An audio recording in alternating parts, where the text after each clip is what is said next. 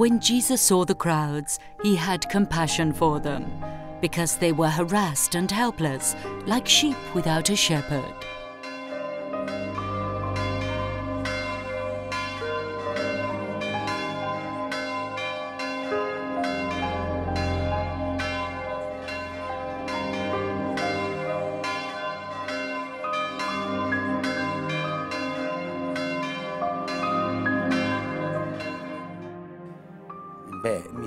I think that young people are forced to live in a certain way.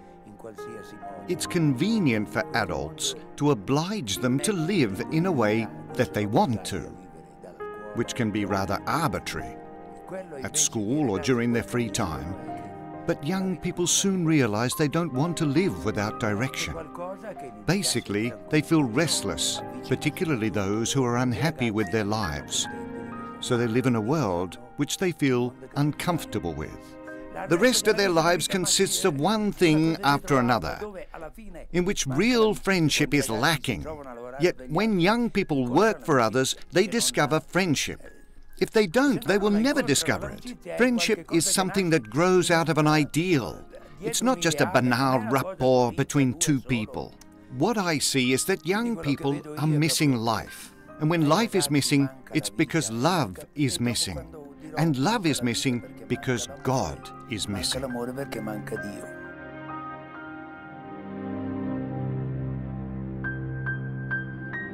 Who knows if Ugo De Censi, a Salesian priest from the province of Sondrio in Italy, imagined that he would have become pastor to a multitude of people of varying ages and social conditions from all over the place, who in turn would learn to become broken bread for all, as in a big family.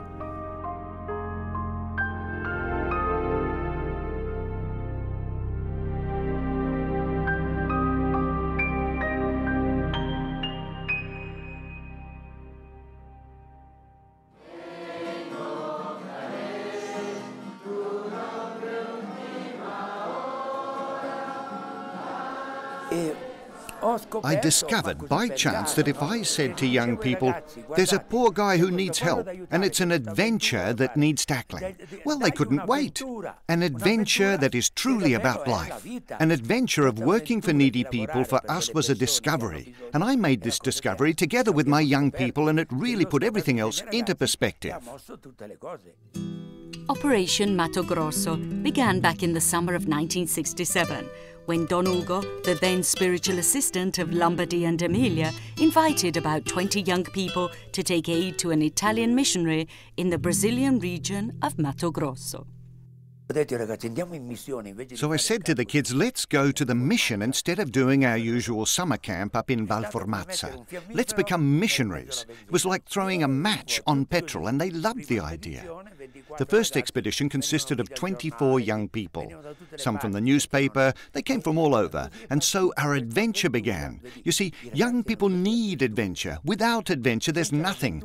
And the greatest adventure of all is God. You don't see it, but that's what we're heading for. And the adventure of God is like no other.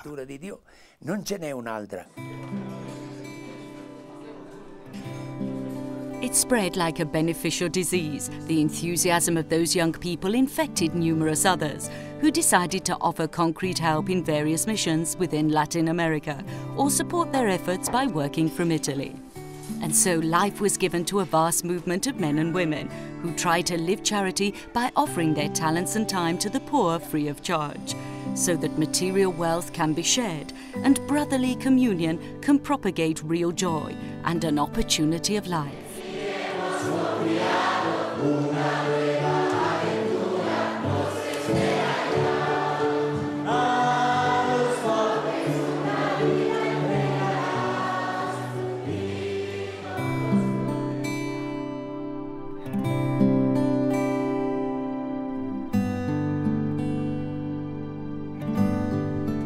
In 1976, Don Ugo was asked by the then Bishop of Huari, Monsignor Dante Frasnelli, to take on the parish of Chacas, a small town that clings to the Peruvian Andes between Cordillera Bianca and Cordillera Nera.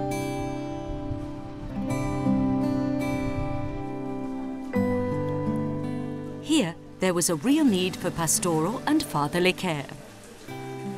In fact, sharing life means sharing a precarious existence, hunger and illness, working together to find solutions for a better future. Father Ugo and his volunteers pooled their skills and talents to set up initiatives in Peru, Ecuador, Brazil and Bolivia to make the most of human and natural resources, with special attention towards the needs of the weakest members of society.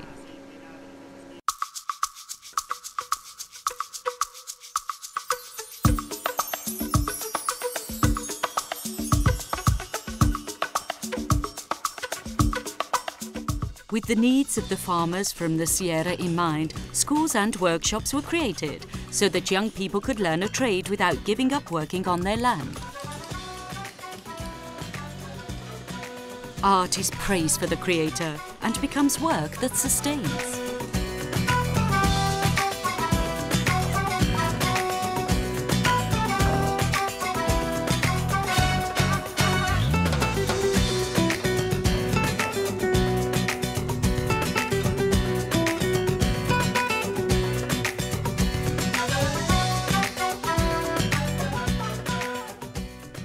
Precious objects in wood, stone, glass and material are created by young people's talented hands, which are then sold in their countries or in Italy.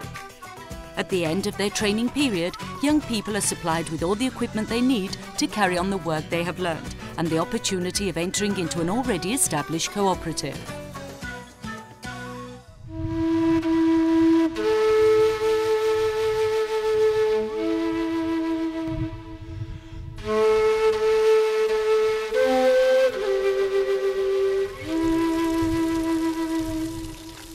All you need to do is look around to discover the richness of the Andes and its territory, where the operation is particularly well rooted.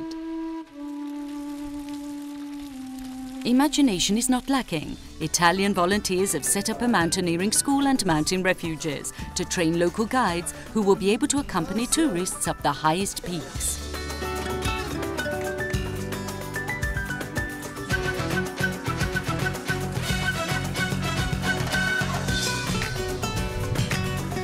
They have built small electricity power stations and have shared their experience of taking herds to graze higher up on the mountain pastures and cheese production.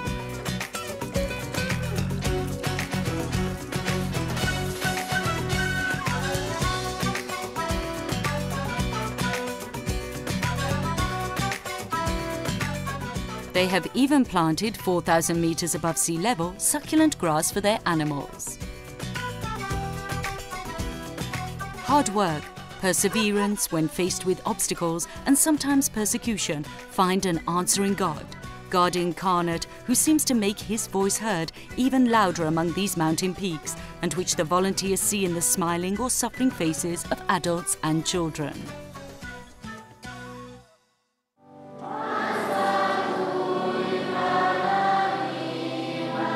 As with Don Bosco, it is young people who have stolen Father Ugo's heart. All of them. The poor because they lack the means, and the rich who are often dissatisfied. What is important is that each individual begins to tread the road of charity so that they find their Lord.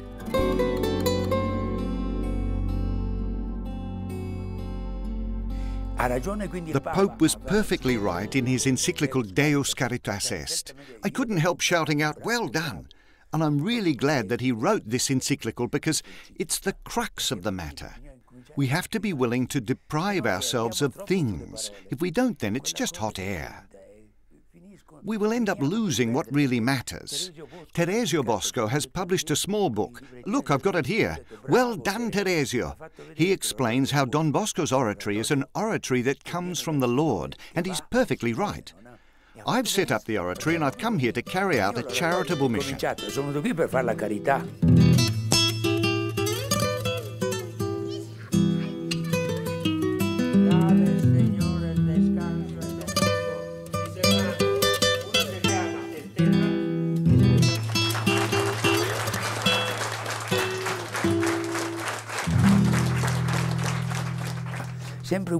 I always obeyed the people, seeing as they didn't know how to pray. I was the witch doctor who did everything, and they never prayed, so I said, we need to teach them. And seeing as teaching the old is difficult, let's begin with the young people. And so bit by bit the oratory was born. And if you could see it now with the thousands of young people that it deals with.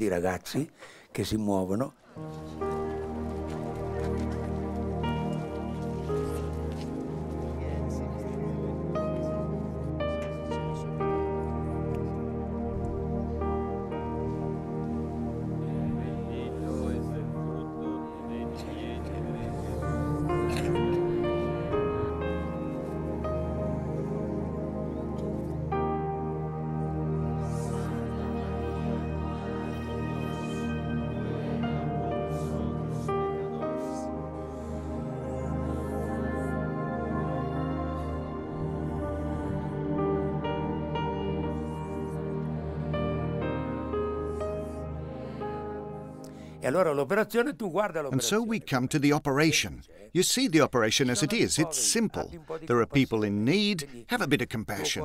Do you have a heart? We all have a heart. Have compassion and help the poor. In order to help them, you must work. Nowadays, they've forgotten what hard physical work means. They have to work, dirty their hands, labour and sweat. That's what real work is. In Italy, it just doesn't exist anymore. It's been eradicated. And so I say, off to work, labour. It's a source of joy for young people.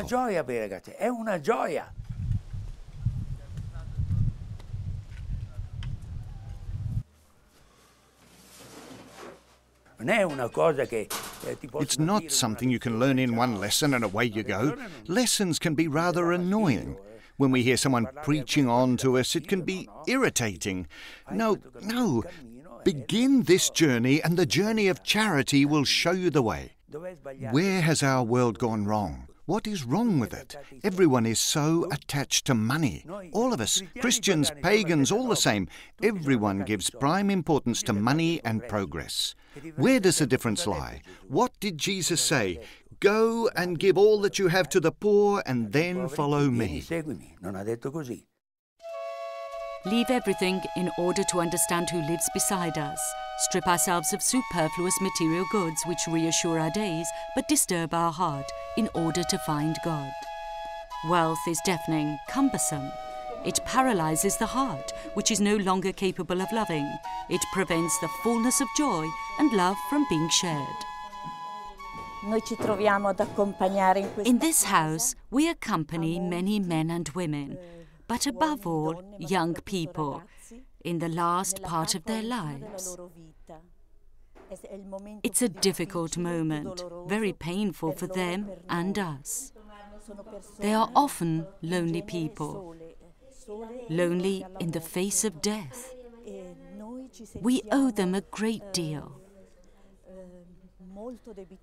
because they offer us the opportunity of converting deep within our hearts, for the love we learn to give them, for the importance that their lives hold for us, for the fact that we see the suffering Christ within their faces.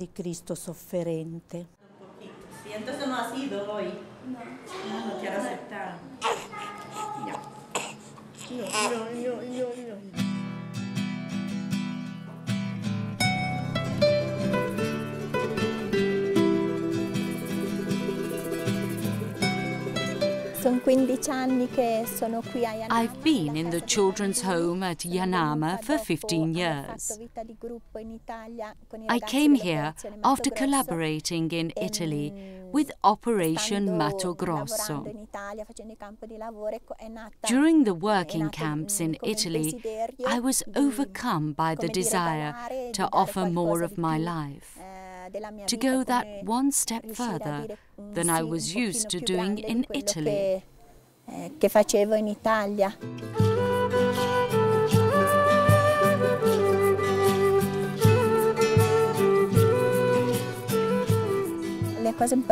That's what's most important for me, to manage to offer love, that which I received in abundance within my family. I believe it's important to offer those who have never received the basic necessities this gift of love. On one hand, I feel it is my duty to them, And on the other hand, I feel a desire to live my life in a certain way. I don't even know if I would call it a Christian way of living, or if I feel it's something important that I want to give to them. Da lasciare a loro.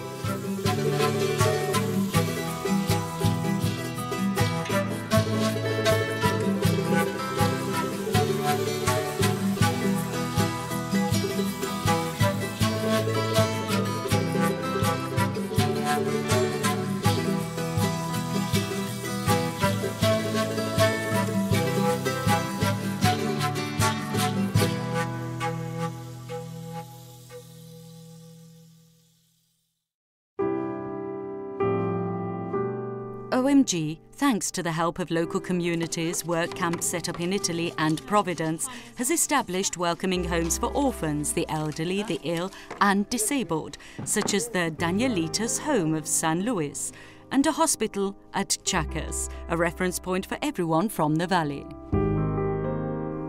Let's say that this hospital is a charitable hospital. It is a work of charity that is offered to so many people who come from the surrounding valleys.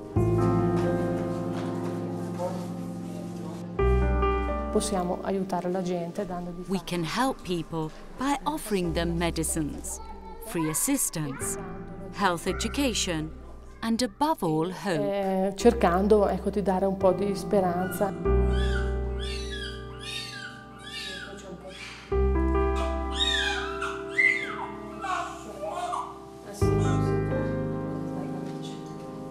A cercare di risolvere questi problemi. Problems are solved by the doctors who come here as volunteers. Many come for brief periods, such as a month, sacrificing their own holidays and even paying their own flights. They offer their experience and help to the poor completely free. A donare qui per I poveri.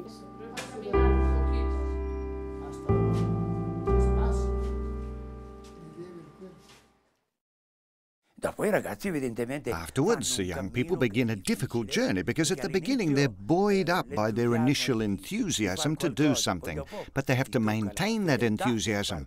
You have to help the poor. The poor no longer satisfy you. Basically, you embark on a journey till you discover what you're seeking is God.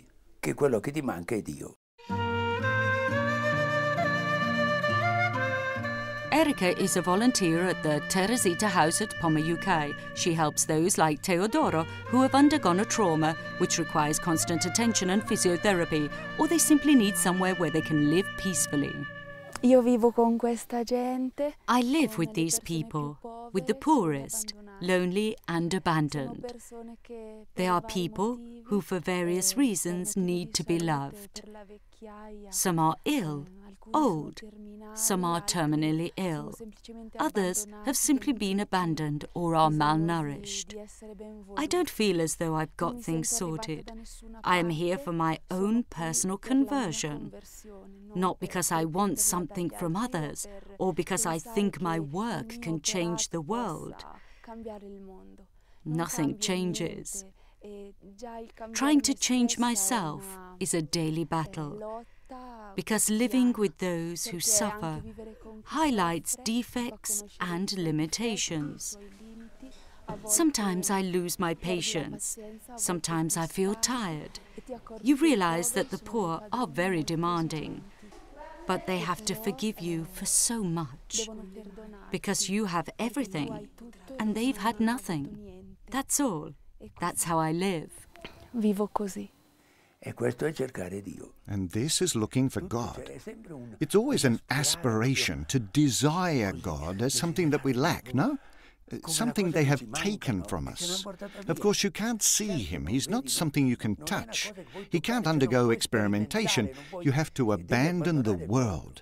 You can't prove his existence. It's not open to experimentation, yet everyone wants proof. This is where the church should be heading. You can't prove God exists except through your life.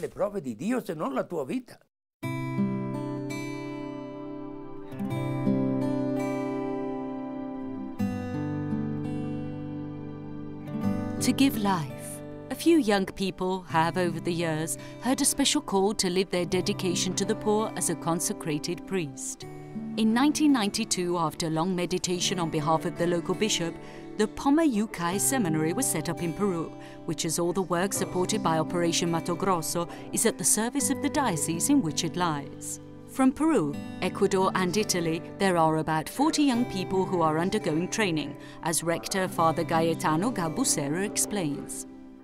Il seminario è generalmente dentro le The seminary generally follows the Church's rules, but it has a very special spirit.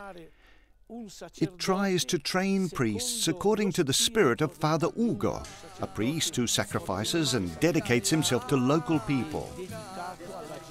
Fundamentally, a priest who shares the poverty and problems of his people. I problemi della sua gente.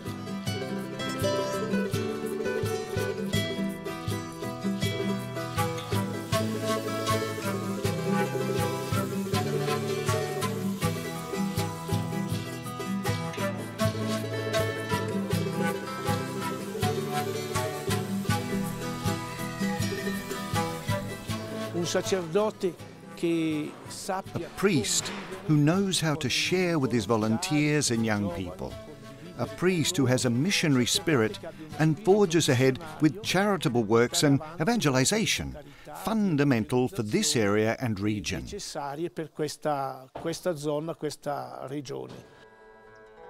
Ugo De Censi, considered to be a father by thousands of inhabitants from the Peruvian valleys and volunteers, is convinced that his young people are better than he is and that they know how to continue his mission with determination.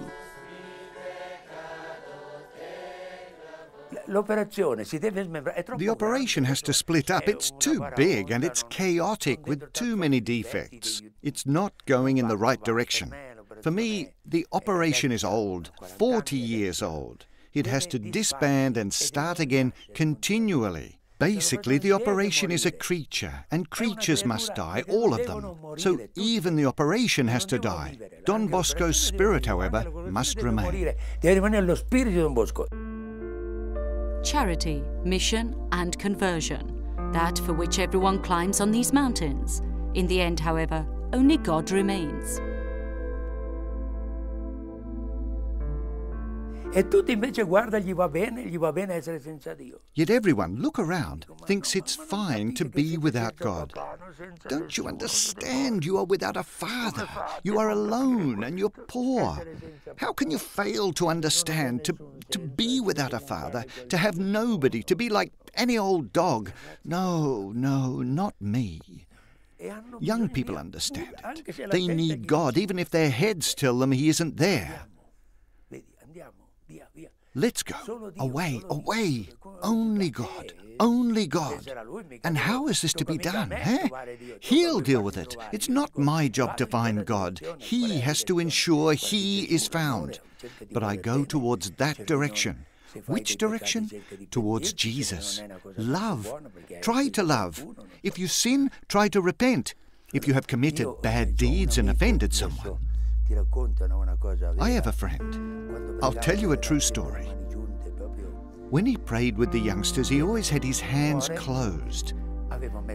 He died, and he'd saved up a bit of money. His parents wrote to me saying, "Ugo, we want to give you Francesco's money." Okay, I said, but what should I do with the money? Build a bit of a hospital, buy a car for the hospital, open a small nursery. There was enough to contemplate any of these alternatives.